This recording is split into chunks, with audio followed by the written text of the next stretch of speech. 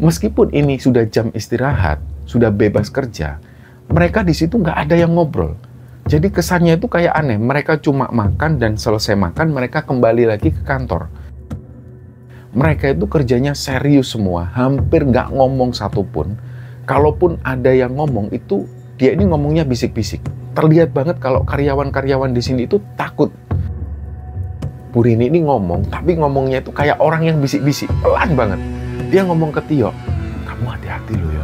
Aku tahu kamu sering nanya-nanya di sini, tapi kamu jangan sampai salah orang kalau nanya. Di sini ini bukan cuma manusia yang kerja.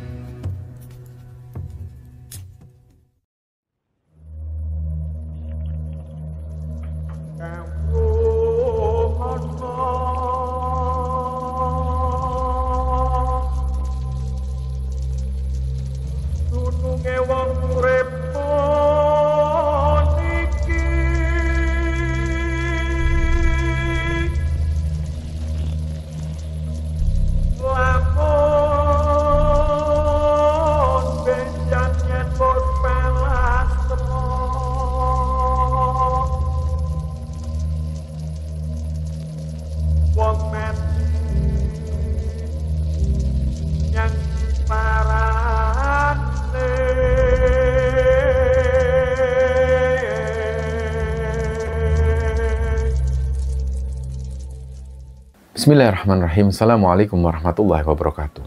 Sobat Kembara Sunyi dimanapun teman-teman berada. Pada kesempatan kali ini kami akan membagikan cerita ini dikirim oleh Sobat Kembara yang bernama Restu yang asalnya dari Jawa Tengah. Sebelum kita masuk ke ceritanya, untuk teman-teman yang nonton tayangan ini dan belum subscribe, jangan lupa untuk subscribe lebih dulu agar channel Kembara Sunyi ini lebih berkembang lagi dan kami lebih bersemangat lagi dalam membuat konten-konten terbaru di Kembara Sunyi. Dan untuk teman-teman yang telah mendukung kami sejauh ini, kami mengucapkan terima kasih banyak. Semoga amal kebaikan teman-teman dibalas kebaikan berlipat oleh Allah Subhanahu wa Ta'ala.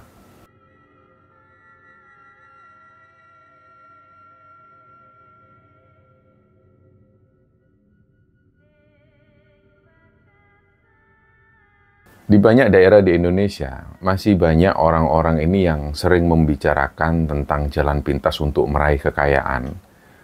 Ada sebagian dari mereka ini yang percaya bahwa kerja keras itu penting, tapi ada juga yang memilih jalan yang lain.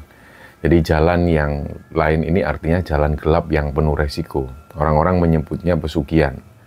Nah, pesugihan ini bukan sekedar mitos atau cerita di warung kopi, tapi banyak kisah nyata yang beredar tentang orang-orang yang tiba-tiba hidupnya berubah drastis, yang awalnya mereka ini miskin, langsung berubah jadi kaya raya dalam waktu yang cepat. Dari mereka yang awalnya misalnya pedagang kecil, itu tiba-tiba berubah jadi seorang pengusaha besar. Tapi memang hanya saja di balik keberhasilan itu selalu ada harga mahal yang harus dibayar. Nah, harga yang kadang ini memang jauh lebih besar daripada harta yang didapat. Ada pengusaha yang memang rela bersekutu dengan makhluk tak kasat mata. Mereka di situ menumbalkan sesuatu yang sangat berharga. Entah itu nyawa keluarganya, kesehatannya sendiri, bahkan jiwanya sendiri. Semua ini dilakukan demi satu hal, yaitu uang. Jadi cerita ini teman-teman dibagikan oleh Sobat Kembara yang bernama Restu. Dan dalam cerita ini nanti Mas Restu ini akan menceritakan tentang pengalaman ayahnya yang kejadian ini itu terjadi di sekitaran tahun 90-an awal. Nah, nama ayahnya Mas Restu ini adalah Pak Tio. Jadi tanpa mengurangi rasa hormat, dalam cerita ini nanti kami akan langsung menyebutkan namanya, yaitu Tio. Nah, kisah ini teman-teman dimulai dari seorang pemuda yang bernama Tio. Usia Tio waktu itu baru menginjak 20-an, tapi hidupnya Tio ini sudah dipenuhi dengan rasa lelah. Artinya dia waktu itu sudah benar-benar dihimpit dengan kesulitan, dia juga sudah lama menganggur, dan untuk bertahan hidup, dia selalu numpang di rumah salah satu saudaranya yang ada di kota. Sejak remaja ini Tio terbiasa hidup mandiri. Dia lahir di sebuah desa kecil di sekitar kaki Gunung Lawu di daerah Jawa Tengah sana. Dan orang tua Tio waktu itu hidupnya pas-pasan sekali. Bahkan untuk biaya sekolah mereka ini harus sering kerja serabutan. Nah, karena hal inilah kemudian Tio itu biasa bekerja apapun. Jadi apapun yang bisa dilakukan dia kerjakan. Kadang pernah juga Tio ini jadi kuli bangunan, kadang dia pernah jadi buruh tani, kadang juga pernah ikut ngangkut-ngangkut barang di pasar. Dan semua ini dilakukan Tio demi bertahan hidup dan juga untuk melanjutkan sekolahnya. Dan yang paling Tio ingat dari masa kecilnya adalah nasihat dari kakeknya. Kakeknya ini merupakan kepala desa yang cukup disegani. Dan kakeknya Tio itu selalu menanamkan nilai kejujuran dan juga kerja keras pada anak-anak dan cucu-cucunya, termasuk Tio ini. Dan nasihat yang selalu diingat oleh Tio dari kakeknya itu adalah, beliau selalu bilang, hidup itu mbok ya jangan neko-neko. Semua ada jalannya kalau kamu mau sabar dan jujur. Jadi disinilah kejujuran itu yang akhirnya menyelamatkan keluarga Tio. Meskipun pada waktu itu mereka ini hidupnya dalam kesusahan, tapi mereka bersyukur karena mereka masih bisa untuk mempertahankan kejujuran itu. Dan karena itu juga pada akhirnya Tio ini tumbuh jadi pribadi yang selalu semangat dan dia selalu pantang menyerah untuk melakukan apapun. Selain itu dia juga sangat realistis sekali orangnya. Dia nggak pernah percaya dengan hal-hal yang berbau mistis. Karena bagi Tio waktu itu, cerita tentang makhluk gaib atau hal-hal mistis ini cuma bualan orang-orang yang ada di kampungnya. Jadi sebelum mengalami kejadian-kejadian mistis, menurut Tio, segala sesuatu itu selalu ada penjelasan logisnya. Nah, singkatnya dikala menganggur itu, ada salah satu kenalan Tio yang menginformasikan bahwa ada sebuah perusahaan garmen besar yang waktu itu lagi buka lowongan kerja. Dan kata kenalannya itu, perusahaan ini berskala internasional, mereka juga punya jaringan ekspor ke banyak negara.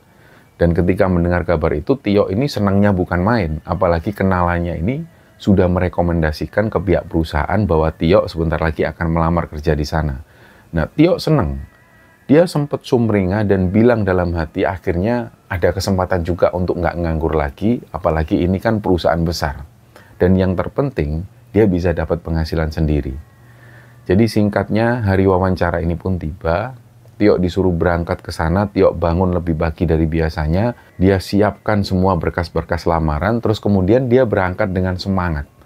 Dan sesampainya di lokasi, tiba-tiba semangatnya ini agak kendor, terutama ketika dia ngelihat kondisi gedung perusahaan itu. Di situ Tio melihat gedung perusahaan itu menempati sebuah bangunan tua bergaya Eropa peninggalan Belanda. Dari luar memang kelihatan megah banget, tapi cat temboknya itu sudah banyak yang memudar, banyak bagian dinding-dinding ini yang terkelupas dan halaman depannya itu dipenuhi dengan daun-daun kering. Nggak tahu apakah ini memang disengaja atau memang nggak ada tukang sapu di situ. Yang jelas daun-daun kering ini numpuk semua di situ. Jadi kayak kelihatan kalau benar-benar nggak pernah disapu. Di situ ada pos satpam, yang para satpam ini juga kayaknya itu nggak niat kerja.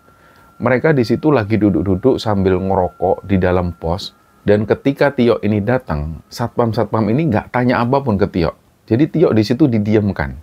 Akhirnya Tio sendirilah yang tanya, "Permisi Pak, saya mau naruh lamaran Pak. Terus ini saya dapat rekomendasi, katanya saya sekalian mau interview." Nah, satpam di situ yang ada 3 orang ini cuma jawab, tapi mereka tanpa ngelihat sama sekali ke Tio. Mereka bilang, ya udah taruh sana aja, terus tunggu nanti dipanggil. Nah, Tio pun di situ nggak mau ambil pusing, dia letakkanlah lamaran itu di kotak plastik yang ada di pos satpam ini, terus dia duduk di kursi kayu. Posisi kursi kayu ini persis di depan pos satpam. Disitulah dia menghadap langsung ke arah gedung tersebut. Nah, pada saat Tio ini mendongak ke atas, matanya itu tertuju ke arah jendela-jendela di lantai 4. Jadi di sana itu kaca-kaca jendelanya ini sudah kusam semua, dan beberapa bagian jendela itu bahkan sudah banyak yang retak. Nah, nggak tahu kenapa, tiba-tiba bulu kuduk Tio itu langsung merinding ketika memperhatikan jendela di lantai 4. Dia merasa kayak ada sesuatu di balik kaca itu. Karena dia ini selalu berpikir logis, dia abaikanlah pikiran-pikirannya itu. Dia juga berpikir kenapa kok dia tiba-tiba merinding, padahal dia ini selama ini selalu berpikir yang realistis.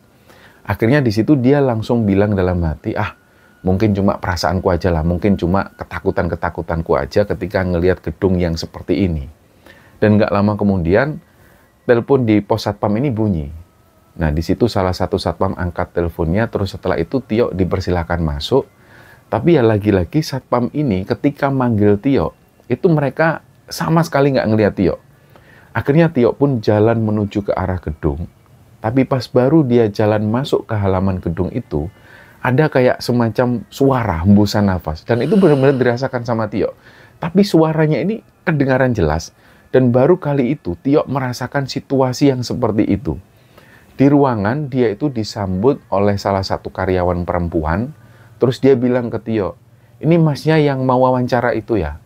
Nah, Tio bingung waktu itu mau manggil dia ini Bu atau Mbak. Akhirnya dia panggillah Mbak karena gelagapan sekali dan karena sebelumnya memang Tio nggak pernah interview-interview seperti ini. Dan karena si perempuan ini kelihatan masih muda juga, akhirnya Tio putuskan untuk manggil Mbak. Akhirnya Tio tadi dipersilakan jalan mengikuti perempuan ini menuju ke sebuah ruangan lagi. Terus mereka berdua itu jalan menuju ke pintu utama. Bangunan garmen itu memang besar banget.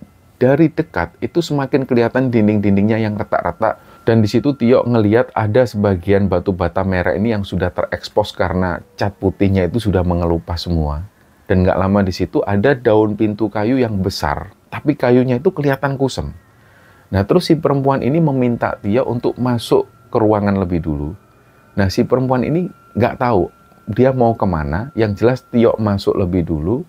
Dan begitu pertama kali Tio masuk ke ruangan itu, aromanya pengap banget. Kayak sudah lama sekali ruangan ini nggak dibuka. Dan kayak ada bau apek campur aroma-aroma seperti kain atau debu yang semacam itu. Pokoknya khas pabrik garmen lah. Nah, Tio ini memperhatikan ke arah atas. Lampu-lampu neon di langit-langit itu kedip-kedip. Dan beberapa di antara lampu neon itu ada yang mati total. Terus di ruangan itu Tio bisa mendengar samar-samar suara mesin jahit yang berbunyi. Nah Tio noleh ke arah kiri, di situ dia ngelihat ada ruangan besar banget yang isinya ini meja panjang-panjang. Terus di atas meja itu ada potongan kain, ada gulungan benang, dan ada mesin jahit tua yang berjajar rapi di situ. Nah beberapa karyawan juga di situ kerja. Raut wajah mereka ini serius semua. Tapi ketika Tio memperhatikan mereka, rasanya di situ kok ada hal yang janggal banget. Jadi meskipun karyawan ini kerjanya itu serius, tapi suasana ruangan ini kayak sunyi banget. Nggak ada suara orang ngobrol, nggak ada suara musik. Jadi di situ yang terdengar cuma suara jarum mesin jahit yang bergerak. Dan nggak lama perempuan yang tadi ini masuk ruangan, dia memperkenalkan diri ke Tio, namanya Sinta. Nah Sinta ini juga memperkenalkan diri bahwa dia adalah asisten di perusahaan itu. Dan singkatnya, setelah melalui interview dengan pertanyaan-pertanyaan normal, Sinta ini ngomong ke Tio, tapi nadanya itu aneh banget. Jadi Sinta ini ngomong, Mas, kalau Mas beneran mau kerja di sini, ada satu syarat terakhir ini Mas. Mas Tio harus langsung ketemu sama bos kami. Nah beliau inilah yang menentukan apakah Mas Tio itu layak diterima kerja di sini atau enggak. Oh iya Mbak, nggak apa-apa Mbak. Bosnya ada di mana? Oh di atas Mas, di lantai 4. Nanti saya antar ke sana, karena ruangannya itu ada di ujung. Nah, mereka akhirnya jalan melewati lorong, dan sekali lagi Tio ini mendengar suara mesin jahit dari bawah itu terdengar. Terus kemudian mereka naik ke lantai 4, lorong di lantai 4 ini itu malah kelihatan sepi banget, dan kondisinya itu nggak rapi. Tio sempat mikir, ini kok aneh banget. Kok bosnya ini mau menempati ruangan di lantai 4? Apalagi kondisinya itu kayak nggak terawat banget. Dan di lorong itu banyak barang-barang yang nggak kepake itu dibiarkan di situ. Misalnya waktu itu Tio ngelihat ada kursi yang rusak. Itu dibiarkan di pinggiran lorong tersebut. Sampai ya bisa-bisa mengganggu jalannya orang menuju ke ruangan bosnya itu. Terus di situ ada juga lemari untuk berkas, kondisinya berkarat dan jebol di bagian atas. Dan itu dibiarkan di situ. Dan sesampainya di depan pintu kayu tua itu, Sinta ini berhenti. Pintu itu terlihat berbeda lah dari pintu yang lain. Pintunya besar, kelihatan lebih kokoh, dan ada ukiran simbol aneh di bagian atasnya. Simbol ini nggak bisa dijelaskan secara detail, karena takutnya nanti akan menyinggung pihak lain. Dan setelah pintu ini diketuk, Tio mendorong pintu kayu itu. Di dalam ruangan itu dia ngelihat ada seorang pria parubaya, perutnya ini buncit, wajah beliau itu agak bundar, dan rambutnya ini disisir licin ke belakang. Dan dialah ini Pak Danu, bos besarnya itu. Waktu itu kebetulan Pak Danu ini lagi makan siang.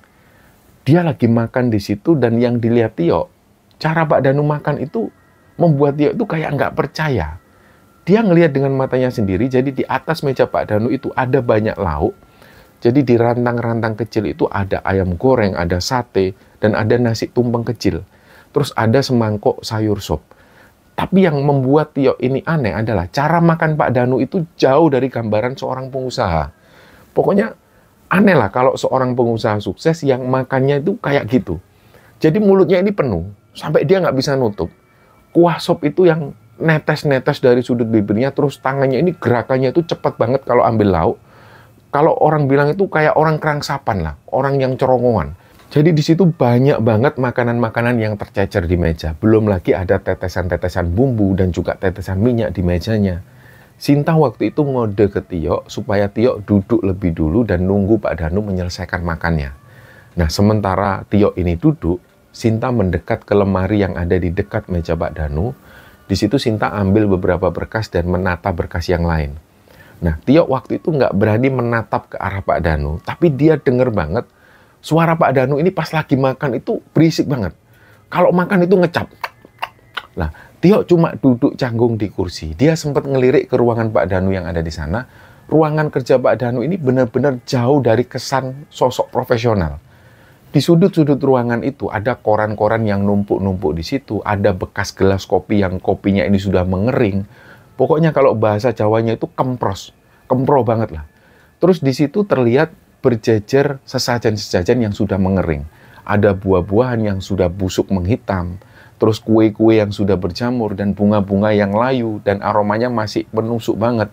Beberapa dupa di situ juga masih nyala. Dan di salah satu dinding banyak banget jimat yang bergelantungan. Ada misalnya rajah kain dengan tulisan Jawa, dan juga ada keris kecil yang terbungkus kain merah. Dan ini semua digantung-gantung di dinding-dinding. Ada juga botol-botol kecil yang isinya itu semacam cairan keruh. Terus di dalamnya itu kayak ada sesuatu, tapi nggak tahu itu apa. Tio nggak bisa ngelihat secara jelas.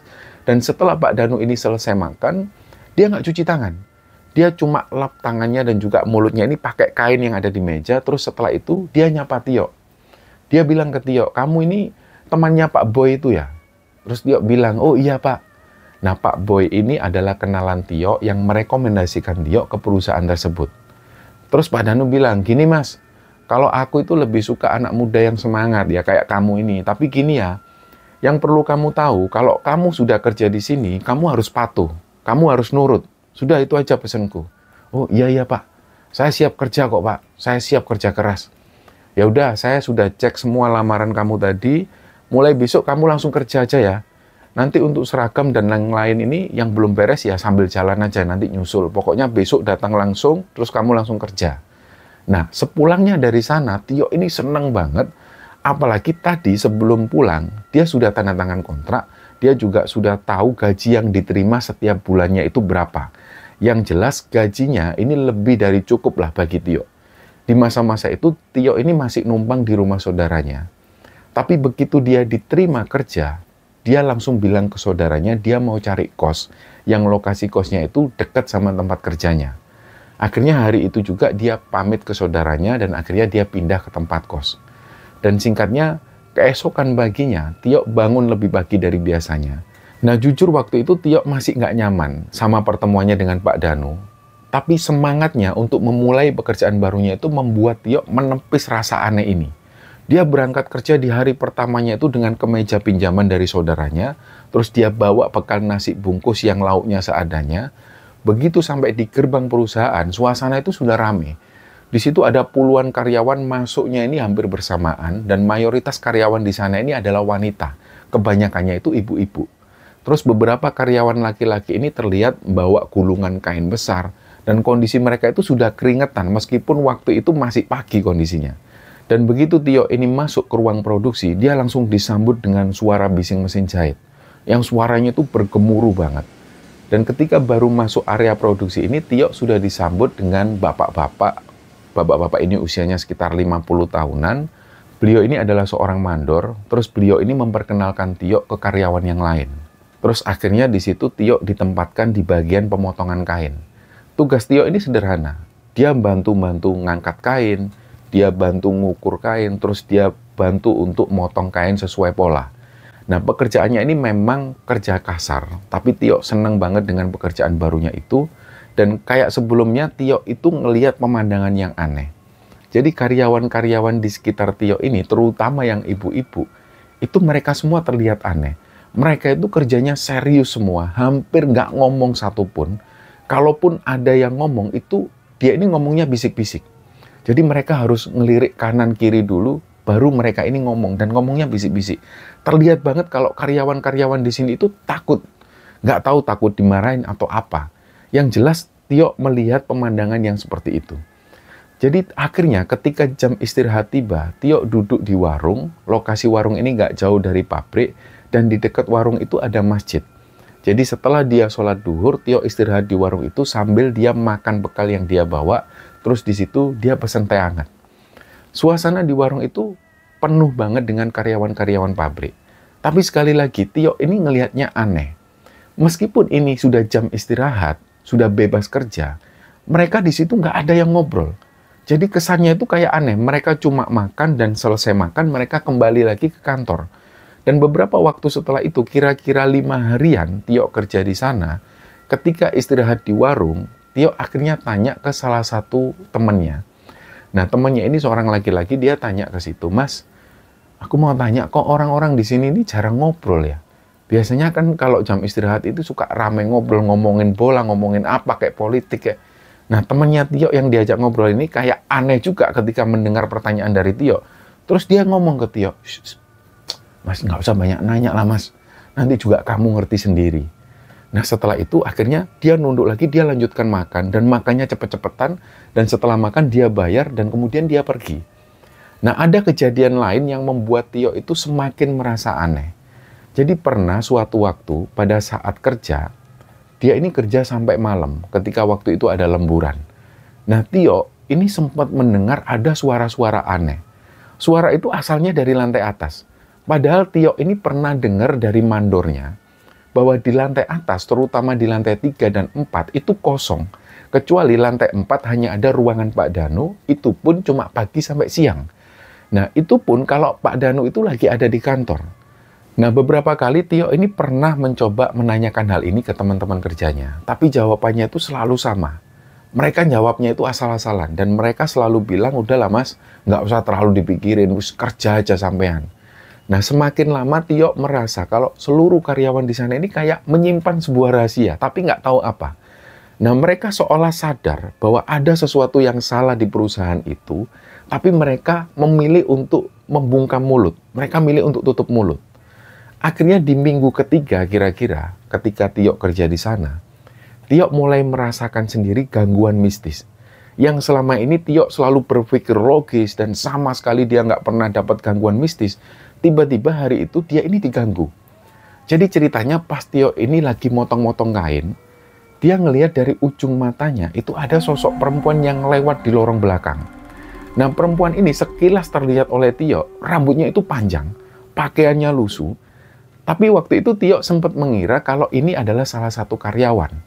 Tapi pas Tio noleh, ternyata lorong ini kosong, perempuan yang tadi lewat itu nggak kelihatan lagi. Tapi di situ Tio masih tetap menganggap bahwa dia ini cuma berhalusinasi. Tapi sempat hati kecilnya ini bilang kalau ini bisa jadi makhluk halus. Tapi tetap Tio terus menyangkal hal itu. Dan yang lebih menyeramkan lagi, pernah suatu ketika mesin obras di samping Tio itu tiba-tiba berhenti sendiri. Terus selang beberapa detik kemudian nyala lagi tanpa disentuh siapapun.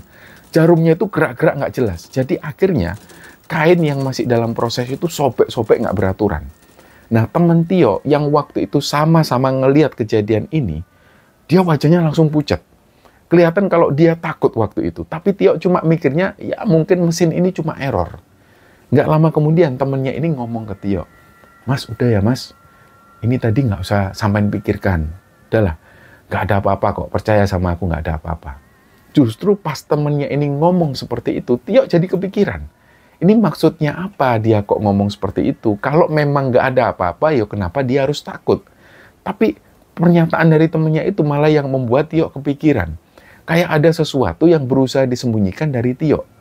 Nah, pada suatu hari, ketika pulang kerja setelah lemburan, malam itu Tio pulang, dia sempat kepikiran lagi. Dia mulai sadar perusahaan garmen tempatnya bekerja ini pasti bukan perusahaan biasa. Pasti ada sesuatu yang disembunyikan. Dan semua orang di dalamnya itu kayaknya sudah tahu, tapi mereka memilih untuk diam. Dan singkatnya sudah 1 bulan lebih Tio kerja di sana, tidurnya Tio ini nggak pernah nyenyak. Setiap malam dia selalu diganggu mimpi yang rasanya itu kayak nyata. Nah, dalam mimpinya itu, Tio itu jalan di lorong. Lorong ini gelap, terus penuh dengan kain putih-putih yang bergelantungan. Kain itu neteskan cairan merah, baunya ini bau amis darah. Dari kejauhan, Tio dengar ada suara anak laki-laki yang nangis sesenggukan. Kadang Tio ini pernah ngelihat patung yang ada di ruangan utama kantor itu, ini matanya itu gerak-gerak sendiri. Jadi sekitar sebulan lebih bekerja di sana, di sela-sela rasa penasarannya itu, Tio mulai sering memperhatikan sosok Pak Lukas. Nah, Pak Lukas ini adalah seorang bapak-bapak usianya sekitar 50 tahunan. Badan Pak Lukas itu tinggi besar, kulitnya sawo matang, terus wajahnya itu banyak kerutan-kerutannya. Nah, sehari-hari Pak Lukas ini dikenal sebagai sopir pribadinya Pak Danu. Tapi dari cerita-cerita yang Tio dengar secara diam-diam, posisi Pak Lukas ini ternyata jauh lebih dari sekedar sopir.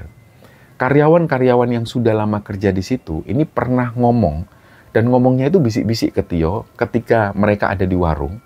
Mereka menjelaskan bahwa Pak Lukas ini sebenarnya adalah teman kecilnya Pak Danu. Sekaligus Pak Lukas ini adalah orang yang menjadi tangan kanan Pak Danu, terutama dalam urusan spiritual. Nah, konon apapun yang mau dilakukan Pak Danu, entah ini urusan bisnis, urusan keluarga, bahkan untuk keputusan yang sifatnya pribadi, itu selalu dikonsultasikan lebih dulu dengan Pak Lukas. Nah, ada cerita yang pernah didengar Tio dari karyawan di bagian gudang. Nah, pernah di suatu waktu ketika anak keduanya Pak Danu ini mau menikah, keluarga besar ini sudah menyiapkan semuanya. Tapi nggak tahu kenapa Pak Danu tiba-tiba membatalkan semua rencananya itu. Alasannya karena Pak Lukas ini nggak merestui hal itu. Kata Pak Lukas, calon suami anaknya Pak Danu ini membawa aura sial. Dan katanya ini bisa menghancurkan bisnisnya Pak Danu. Padahal menurut cerita tetangga sekitar, alasan itu sangat-sangat nggak masuk akal. Tapi anehnya Pak Danu ini malah lebih percaya kepada Pak Lukas daripada merestui calon suami anaknya itu. Akhirnya anak kedua Pak Danu ini memilih untuk pergi jauh, istilahnya dia minggat. Dan kabarnya anaknya itu menetap dengan neneknya di Singapura. Dan nggak pernah kembali lagi sampai saat itu. Nah, nggak tahu apakah di sana dia sudah menikah atau belum. Pokoknya sejak saat itu hubungan keluarga Pak Danu ini kabarnya mulai renggang. Dan meskipun Tio sudah tahu sedikit demi sedikit soal Pak Danu dan juga Pak Lukas, tapi sampai hari itu dia masih penasaran. Dan suatu malam, Tio ceritanya dapat giliran lembur. Dia ditempatkan di area belakang pabrik dekat gudang penyimpanan kain. Sekitar jam 11 malam, dia sempat dengar ada suara aneh dari ruangan kosong. Yang Tio tahu, ruangan kosong itu memang biasanya terkunci. Sehari-hari memang dikunci dan nggak pernah dibuka. Selama dia kerja di sana, nggak pernah sekalipun dia ngelihat ruangan itu kebuka. Yang dia dengar, suaranya itu kayak ada orang yang melantunkan doa dari dalam ruangan itu. Tapi bahasanya itu dengan bahasa yang Tio sendiri nggak ngerti. Dan di sela-sela suara orang itu, Tio dengar ada suara lonceng yang dibunyikan. Jadi kayak lonceng itu digoyang-goyang, ginjing. Meskipun hal ini sudah membuat Tio itu merinding, tapi Tio tetap penasaran. Karena dia mau membuktikan bahwa ini bukan makhluk halus. Nah, dia ingin membuktikan juga kalau memang hantu itu nggak ada. Nah, karena selama ini dia masih selalu belum percaya, rasa penasaran itulah yang akhirnya membuat Tio mendekat ke ruangan itu. Jadi setelah dia beres-beres, dia jalan dan dia menuju ke ruangan tersebut, dia jalan pelan. Nah, di pintu itu ada celah. Jadi pintunya itu agak kebuka sedikit di bagian yang dekat jendela. Dan disitulah dia bisa ngelihat pemandangan yang ada di dalam. Pas Tio ini ngintip, dia kaget awalnya. Dia ngelihat ternyata di dalam ruangan itu bukan sosok hantu. Tio yakin bahwa itu Pak Lukas. Jadi posisi Pak Lukas ini duduk di dalam ruangan itu dan ada beberapa lilin ini yang nyala. Jadi di situ Tio bisa memastikan kalau ini Pak Lukas. Dan di depan Pak Lukas itu ada beberapa sesajen. Jadi dengan jelas Tio ngelihat ada kepala ayam hitam yang sudah dipotong di situ.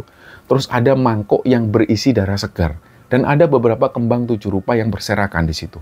Jadi posisi Pak Lukas ini matanya ditutup. bibirnya merapalkan sesuatu, dan tangan kanan Pak Lukas ini megang senjata tajam, tapi ukurannya kecil. Dan senjata itu kelihatan berkilauan dari kejauhan. Semacam bahannya itu dari bahan kuningan. Nah, tangan kiri Pak Lukas ini megang botol kaca yang isinya cairan keruh, dan kadang-kadang dia ambil lonceng, dan lonceng itu dibunyikan. Nah, Tio di situ nahan napas. Dia nggak mau ketahuan Pak Lukas.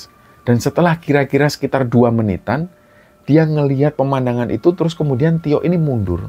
Dia jalan pelan, terus kemudian pergi dari ruangan itu. Nah, beberapa hari setelah kejadian itu, ada seorang karyawan. Dia ini ya usianya sekitar 40 tahunan, sebut saja namanya Bu Rini. Nah, karena Tio juga nggak terlalu mengenal Bu Rini, jadi Tio waktu itu dapat omongan dari orang-orang yang ada di sana. Kata orang-orang ini, Bu Rini itu sudah 2 hari ini menunjukkan sikap yang aneh. Hari itu pas selesai jam istirahat, ketika semua karyawan masuk lagi ke tempat kerja, Tio langsung menuju ke kamar mandi. Nah, pas keluar dari kamar mandi itu dia kaget. Di situ dia ngelihat Bu Rini ini berdiri di situ, tapi Bu Rini ini nggak nunggu siapa-siapa. Anehnya, Bu Rini itu melambaikan tangan ke Tio sambil dia ini kayak mau ngomong sesuatu. Terus dia bisik-bisik, sini. Dan karena Tio ini sudah dapat omongan dari orang-orang yang ada di sana, jadi Tio itu agak ragu-ragu mendekat ke arah Bu Rini. Dan pas sudah dekat, Bu Rini ini ngomong, tapi ngomongnya itu kayak orang yang bisik-bisik, pelan banget. Dia ngomong ke Tio, "Kamu hati-hati loh yo. Aku tahu kamu sering nanya-nanya di sini. Tapi kamu jangan sampai salah orang kalau nanya. Di sini ini bukan cuma manusia yang kerja." Nah, Tio langsung kaget ngelihat Bu Rini, dan dia sempat tanya, "Loh, maksudnya gimana, Bu? Di sini ini ada yang ngatur semua. Kamu hati-hati." Nah, Tio langsung ngelihat wajah Bu Rini. Wajah Bu Rini itu memang aneh. Kelihatan pucat banget, matanya juga kayak merah, kayak orang yang ngantuk, tapi dia ini nahan ngantuknya. Akhirnya Tio ngomong ke Bu Rini, "Ya sudah Bu, makasih infonya ya Bu." Jujur waktu itu Tio juga agak kaget, karena sebelumnya dia sudah mendengar kalau Bu Rini ini aneh beberapa hari terakhir ini. Terus akhirnya Tio bilang ke Bu Rini, "Ya sudah Bu, saya kerja dulu ya Bu." Nah, tiba-tiba keesokan harinya, ada hal yang menggembirakan. Jadi ceritanya ada teman kerjanya Tio, dia ini namanya Mas Susanto. Sehari-hari Mas Susanto itu kerjanya di gudang. Tio juga selama hampir 2 bulan kerja di situ, baru cuma 2 kali ketemu Mas Susanto. Tapi pas nggak sengaja ketemu di gudang untuk ketiga kalinya, mereka di situ cerita-cerita.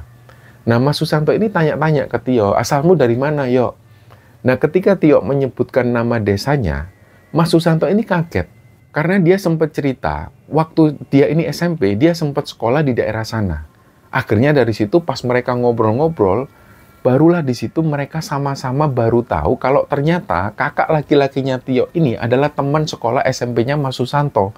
Dari situlah obrolan ini makin asik, dan hari-hari Tio selanjutnya di tempat kerja itu mulai sedikit berubah ketika dia ini setelah mengenal Mas Susanto. Jadi beberapa hari setelah itu, tiba-tiba Mas Susanto ini menawarkan Tio untuk tinggal bareng di kosnya. Terus Susanto bilang, "Sudah yuk, daripada kamu bayar kos, kamu tinggal sama aku aja, biar irit uangmu. Bisa kamu tabung lah uangmu." Nah, mungkin Susanto juga tahu tentang kondisi keluarga Tio seperti apa. Jadi Mas Susanto ini menawarkan ini ke Tio. Tio pun karena nggak enak, didesak terus oleh Mas Susanto, akhirnya dia terimalah tawaran itu. Dan benar, sejak tinggal satu kos sama Mas Susanto ini, hubungan mereka itu jadi semakin dekat.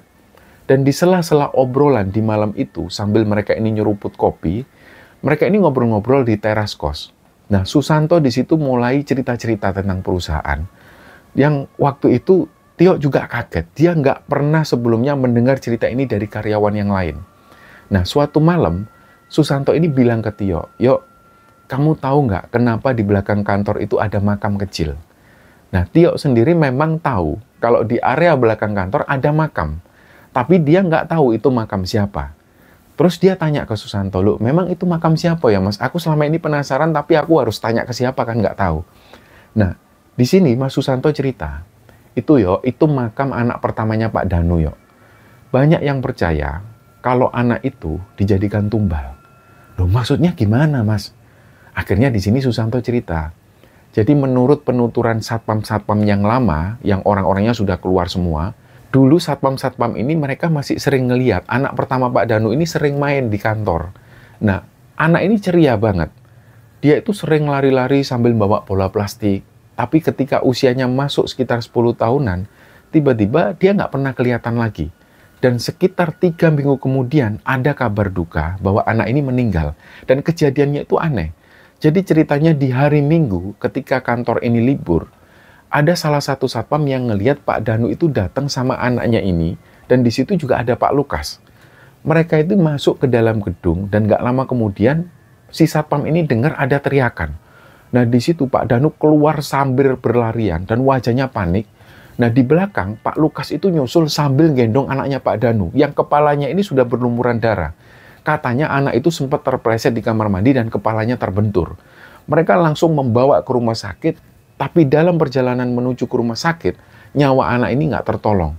Dan yang membuat merinding, Pak Danu itu nggak memakamkan anaknya ini di pemakaman umum. Pak Danu justru membuatkan makam di belakang kantor. Dan alasan Pak Danu ini supaya dia bisa berkunjung setiap hari ke makam anaknya. Bahkan dari jendela ruang kerja Pak Danu yang ada di lantai 4 itu, Pak Danu bisa langsung ngeliat ke area makam tersebut. Dan sejak saat itu, nggak ada satupun lagi yang pernah menyebut nama anak pertama Pak Danu. Semua orang di sana itu kayak sengaja melupakan hal ini. Nah, cerita Susanto ini masih ada lagi. Dia menambahkan cerita yang lain yang membuat Tio merinding. Terus Susanto ini cerita, kamu tahu nggak, Yok? Tahun lalu ceritanya ini ada karyawan baru. Nah, karyawan ini perempuan, Yok. Dia masih muda lah. Terus kerjanya itu rajin banget. Dia ini tiba-tiba meninggal dalam posisi kesetrum di pabrik. Pokoknya aneh banget. Soalnya kejadiannya itu persis di hari kematian anak pertamanya Pak Danu. Dan lokasinya, Yok, itu di area dekat kamar mandi. Yang lokasi di area dekat kamar mandi ini sama persis ketika anak Pak Danu terjatuh di situ. Nah, Tio diem. Terus akhirnya Susanto ini cerita lagi. Dan nggak berhenti sampai di situ, Yok. 7 bulan setelah itu, ada karyawan baru lagi yang masuk kerja. Masih 3 hari kerja ceritanya, dia sudah nggak betah. Katanya setiap habis dari kamar mandi, dia ini selalu ngelihat kalau ada anak kecil. Anaknya ini laki-laki.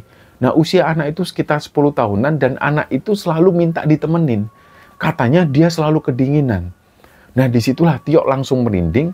Nggak tahu kenapa Tio yakin kalau si anak laki-laki yang menemui si karyawan tadi ini adalah anaknya Pak Danu. Terus Susanto cerita lagi, pada saat karyawan ini pulang ke kontrakannya, dia tidur di kontrakan, tapi sosok anak kecil ini datang lagi. Dia berdiri di pojok kamarnya, dia ngerengek dan minta ditemenin. Sampai pada akhirnya, seorang karyawan itu cerita ke pamannya yang mengerti tentang hal-hal mistis. Terus pamannya langsung nyuruh si karyawan ini untuk keluar dari perusahaan itu segera. Katanya ini adalah tanda-tanda bahwa si karyawan ini itu bakal dijadikan tumbal selanjutnya. Disitulah Tio merinding mendengar cerita Mas Susanto, dan baru kali itu dia takut tentang cerita horor. Di pikiran Tio, semua potongan cerita ini mulai tersambung. Tio sudah membayangkan, oh berarti ini pesugihan. Ada tumbal, dan anak pertama Pak Danu yang meninggalnya itu aneh. Jelas ini ditumbalkan. Sampai dengan karyawan-karyawan baru yang selalu jadi korban. Terus Tio tanya ke Susanto, Mas, kalau memang semua itu benar ya Mas, berarti kita semua di sini ini dalam bahaya kan Mas? Nah Susanto ini jawab, ya gimana ya Yok, makanya kan aku bilang, kamu jangan gampang percaya sama apa yang kamu lihat. Di perusahaan itu Yok, yang kamu lihat, ini belum tentu manusia semua.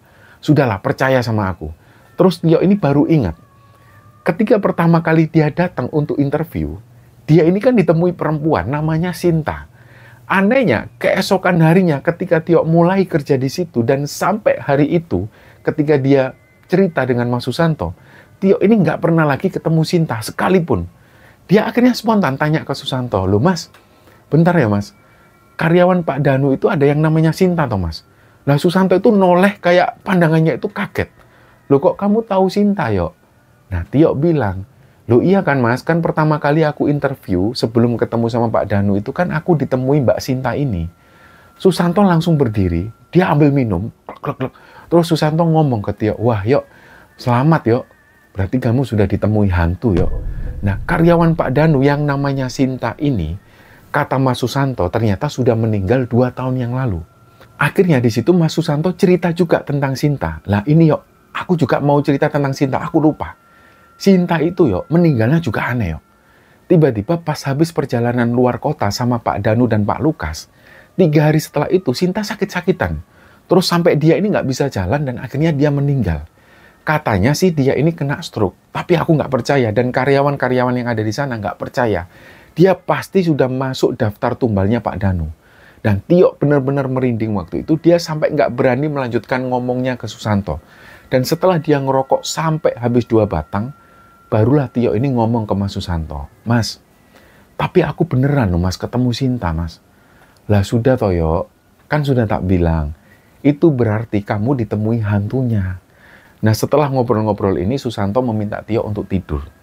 Nah, singkatnya, waktu itu di hari Minggu, yang seharusnya hari ini jadi hari santai, tapi dari pagi sampai malam, Tio dan Susanto ini sibuk dengan aktivitasnya di luar. Mereka ini membantu kakak iparnya Mas Susanto yang waktu itu lagi pindahan rumah.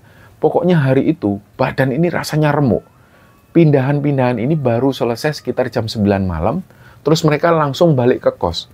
Sesampainya di kos itu sekitar jam 10 malam dan saking capeknya waktu itu Tio langsung merebahkan diri ke kasur dan nggak sempat mandi bahkan nggak sempat ganti baju, dia langsung tidur pules. Dalam tidurnya itu Tio mimpi dia ini posisinya ada di belakang gedung perusahaan. Udara waktu itu dingin banget, terus tiba-tiba muncul kabut tipis dan suasananya itu berubah jadi sunyi. Nah, di depannya Tio ngeliat ada makam anaknya Pak Danu ini. Nah, tiba-tiba tanah makam itu bergetar. Terus muncul sosok anak laki-laki, badannya kurus banget, kulitnya pucat agak kehijauan, rambutnya itu acak-acakan, dan pas diperhatikan lebih jelas oleh Tio, Tio kaget, dia ngelihat ada darah yang mengalir dari kepalanya. Ternyata kepala si anak itu tuh retak, rambutnya ini basah karena darah. Terus anak laki-laki ini ngeliatin Tio terus. Nggak lama kemudian dia ngomong sesuatu ke Tio. "Om, aku sudah tahu loh Om itu siapa. Tapi aku sudah bilang Om sama Limurian supaya dia ini nggak usah ngambil Om." Nah, Tio kaget di situ. Karena dia menyebutkan kata-kata asing. Dia tadi sempat menyebutkan Limurian atau apa. Nggak tahu apakah itu nama makhluk gaib penunggu gedung ini atau apa, Tio nggak tahu. Dan apa mungkin Tio waktu itu salah dengar. Tapi yang didengar Tio memang dia ini kayak menyebutkan Limurian. Nah, di mimpinya itu, Tio sebenarnya mau tanya ke anak ini, tapi dia kebangun ketika mendengar suara adzan subuh. Nah, seluruh badan Tio itu basah. Dia mandi keringat di situ. Dia noleh ke sebelahnya, Susanto tidur pules, tapi pas Tio ngeliat lagi, Susanto itu tidur kayak lagi ngiko. Dia meronta-ronta terus, akhirnya dibangunkanlah oleh Tio. Kayaknya waktu itu Susanto ini juga lagi mimpi buruk. Dibangunkanlah, "Mas, bangun mas, bangun mas." Digoyang-goyangkan badan Susanto sampai Susanto ini kebangun. Nggak lama kemudian Susanto kebangun dan Susanto ini kaget. Susanto di situ mengucapkan istighfar. Dia ngomong berulang kali, "Astagfirullahaladzim, astagfirullahaladzim." Nafasnya ini ngos-ngosan. Terus mata Susanto itu berkaca-kaca. Tio tanya, "Kenapa Mas? Sampean tadi mimpi apa? Tadi tak lihat sampean itu kayak meronta-ronta." Nah, Susanto langsung cerita. "Iya yuk, aku mimpi buruk yuk. Barusan aku itu mimpi aku ada di makam belakang gedung kantor. Terus di situ aku itu ditemui anaknya Pak Danu yang dimakamkan di situ itu loh, Yok. Nah, wajahnya itu jelas banget kayak seolah-olah dia ini kenal aku." Nah, Tio kaget, dia bilang, "Loh Mas, aku juga mimpi ditemui anaknya Pak Danu, Mas. Aku juga mimpi tiba-tiba aku ini ada di makam belakang gedung. Kok mimpiku sama kayak mimpimu, Mas?" Susanto malah kaget di situ loh. "Masa iya, Yok? Kok bisa gitu, Yok? Terus gimana, Mas? Sampai cerita lagi, Mas." Susanto akhirnya cerita. Jadi pada saat Susanto ini mimpi dan ditemui anaknya Pak Danu itu, anaknya Pak Danu ini menyampaikan sebuah pesan ke Susanto. Di situ dia bilang bahwa Tio ini harus segera keluar dari perusahaan itu. Kalau Tio tetap di sana, bakal ada hal buruk yang menimpa Tio. Nah, Tio diem nggak bisa ngomong apapun ketika Susanto ini cerita. Terus Susanto ngomong, "Udah Yok, kamu disuruh pergi ke salah satu makam wali di daerah Jawa Tengah, Yok. Katanya nanti kamu kalau sudah sampai sana, kamu disuruh langsung ambil air wudhu, terus kamu langsung disuruh sholat di sana. Katanya itu satu-satunya cara untuk memutus balak yang sudah nempel ke kamu." Nah, Tio dan Susanto itu diem ketika itu. Mereka masih shock karena mengalami mimpi yang benar-benar sama. Tio akhirnya ngomong ke Susanto, "Mas, ini benar-benar nggak masuk akal loh Mas. Kok bisa kita mimpi hal yang sama?" Terus Susanto bilang, "Yo, ini artinya anak itu masih ada di sekitar kita mungkin, Yo. Dia mungkin korban tumbal dan mungkin sekarang dia ini mungkin minta tolong. Dan dia seenggaknya itu dia mau ngasih peringatan. Dan di situ Tio semakin yakin bahwa kejadian gaib atau apapun itu yang berhubungan dengan mistis, ini adalah nyata. Dan Tio percaya di situ. Dan ini sudah dibuktikan sendiri oleh Tio. Tio juga berpikir bahwa dia sudah diincar dan mau dijadikan tumbal. Di situ Tio yakin kalau dia akan jadi target selanjutnya. Dan setelah mengalami peristiwa ini, Tio sudah berencana dia mau cari orang yang paham dalam hal ini. Paling enggak, Tio harus ketemu dengan orang ini dan dia pengen ngobrol. Supaya dia ini bisa cari solusi atas masalahnya tersebut. Nah, Tio ingat, ada salah satu paklik temennya yang ngerti soal hal yang seperti ini. Nah, tapi Tio ini cuma punya waktu di hari Minggu untuk bisa sowan ke sana. Sedangkan di hari-hari lain, Tio harus kerja, dan sepulang dari kerja itu dia sudah capek dan dia harus istirahat. Sedangkan untuk nunggu waktu sampai di hari Minggu ini masih lama, masih sekitar 1 minggu lagi. Dia kepikiran nanti selama seminggu dia kerja, ini apa yang akan terjadi di kantor. Nah pagi itu pas hari Senin, pas dia mau berangkat, Tio ini masih kepikiran. Tapi Susanto mengingatkan lagi ke Tio, sudahlah yuk, udah baca bismillah, yakin aja nggak ada apa-apa yang akan terjadi. Segala kebatilan itu hanya akan bisa dilawan dengan doa yuk. Sudah percaya aja. Jangan putus doa dan jangan lupa zikir selama nanti kamu kerja. Nah, sesampainya di kantor, ada keanehan yang pertama kali dirasakan oleh Tio. Tio ini ceritanya tiba-tiba dipanggil oleh Pak Lukas menuju ke ruangan Pak Danu. Sesampainya di ruangan Pak Danu ini dengan wajah yang sumringah, tiba-tiba Pak Danu itu ngasih Tio nasi kotak. Pak Danu bilang ke Tio, ini khusus buat kamu yuk, ayo dimakan, nggak usah sungkan. Tio malah bingung di situ, dia heran. Kok sikap Pak Danu ini tiba-tiba seperti ini? Semua karyawan tahu Pak Danu ini dikenal pelit orangnya, bahkan untuk hal-hal yang sepele sekalipun. Tapi kok pada saat itu tiba-tiba Pak Danu ini berubah jadi orang baik, dan baiknya ini kok cuma sama Tio. Sebenarnya waktu itu Tio mau nolak, tapi dia urungkan niatnya itu, dia tetap terima dulu. Daripada nanti Pak Danu dan Pak Lukas curiga, dia pura-pura menerima nasi kotak itu, terus pas jauh dari ruangan Pak Danu, Tio menuju ke belakang gudang, dia noleh kanan kiri, ketika dipastikan nggak ada orang, dia buanglah nasi kotak itu di sampah.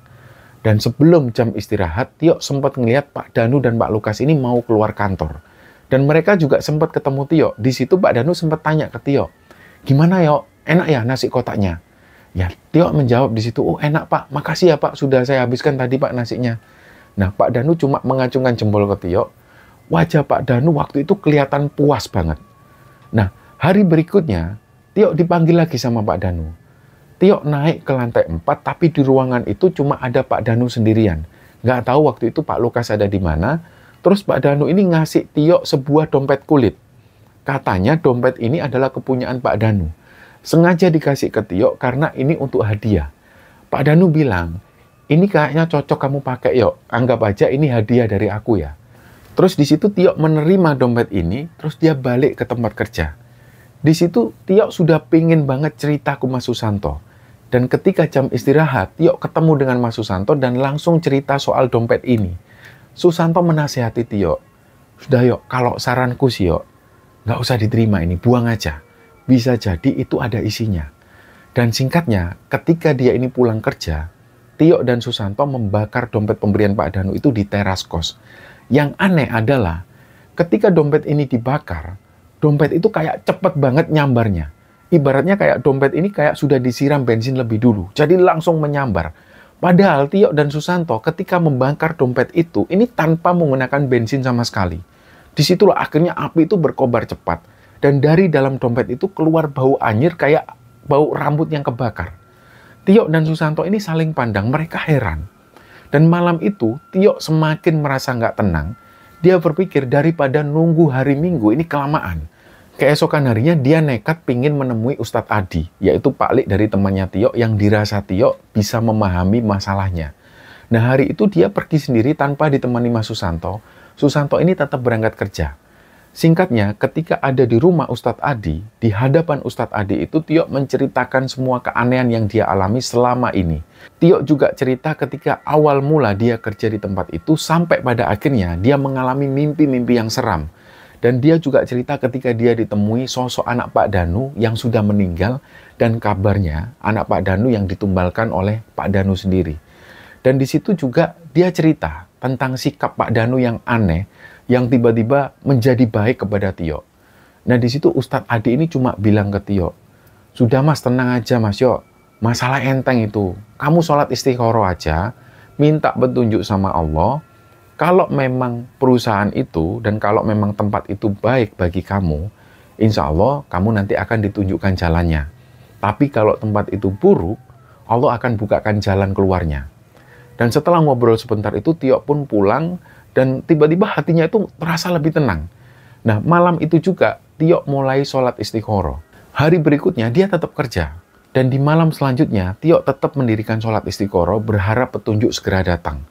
Hari Sabtu siang, setelah sholat zuhur di musola dekat pabrik itu, Tio kembali menunaikan istiqorohnya.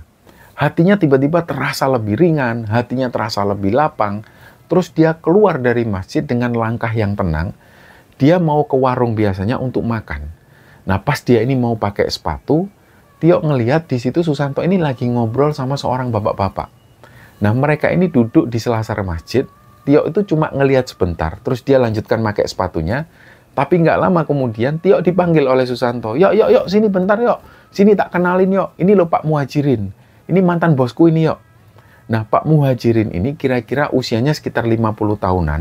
Tapi badan beliau itu masih tegap. Senyumnya juga ramah. Tio akhirnya menyalami Pak Muhajirin dan dia menyebutkan namanya. Nah dari obrolan singkat itu Tio tahu bahwa Pak Muhajirin dulunya ini sempat punya usaha yang lumayan besar dan beliau sudah punya sekitar 50 karyawan lebih, tapi pada akhirnya usahanya ini bangkrut karena ditipu oleh teman dekatnya. Tapi pada saat itu, beliau ini sedang merintis usaha baru di bidang pemasaran alat-alat komputer. Tiba-tiba Susanto itu ngomong ke Tio, sudah yuk kamu ikut Pak Muhajirin aja. Orangnya enak, kerjanya juga santai, percaya sama aku. Aku kenal betul sama beliau. Terus di situ Tio diem. Dia sempat batin. Barusan dia selesai sholat istiqoroh, dia minta petunjuk, dia minta jalan keluar. Dan kayaknya ini langsung dikasih jawaban sama Allah. Tio berpikir, mungkin memang ini jawabannya. Singkat cerita, Tio resmi keluar dari perusahaan Pak Danu dan dia mulai bekerja bersama Pak Muhajirin. Dan pekerjaan barunya Tio ini memang nggak langsung membuat Tio kaya. Tapi Tio merasa hatinya itu terasa lebih damai. Dan dia sadar bahwa ini adalah jawaban dari Allah. Jalan keluar yang nggak pernah dia duga sama sekali sebelumnya. Dan singkatnya kira-kira 2 tahun setelah itu, Tio menikah dan 1 tahun kemudian lahirlah restu ini. Nah kabar dari Susanto setelah Tio keluar dari perusahaan Pak Danu ini makin kacau. Pak Danu di situ sering uring-uringan, beliau ini sering marah-marah ke karyawan, bahkan sempat Pak Danu itu sering kali menahan gaji karyawan untuk karyawan yang melakukan kesalahan-kesalahan kecil. Banyak karyawan-karyawan yang lama di sana itu memilih untuk keluar, meskipun dia harus kehilangan pesangonnya. Nah, pokoknya perusahaan itu jadi semakin carut-marut, dan alasan kenapa waktu itu Susanto tidak ikut kerja bersama Pak Muhajirin, bersama-sama Tio, karena di masa itu Susanto ini masih punya tanggungan hutang di perusahaannya Pak Danu. Susanto ini ceritanya ternyata pernah minjem uang untuk renovasi rumah mertuanya, dan jumlahnya ini cukup banyak juga. Susanto akhirnya mencicil hutang itu di koperasi perusahaan Pak Danu ini selama sekitar 8 tahunan. Dan pada saat itu cicilannya ini baru berjalan sekitar 1 tahunan. Susanto nggak bisa keluar dari perusahaan Pak Danu kecuali dia harus menyelesaikan dulu hutang-hutangnya. Inilah yang membuat Susanto waktu itu nggak bisa ikut kerja bersama Pak Muhajirin. Tapi beberapa tahun kemudian, istri Susanto ini dapat warisan. Yang kemudian uang itu mereka gunakan untuk melunasi hutang-hutang Susanto di perusahaannya Pak Danu. Dan setelah itu, Susanto akhirnya ikut kerja bersama Pak Muhajirin bareng bersama Tio.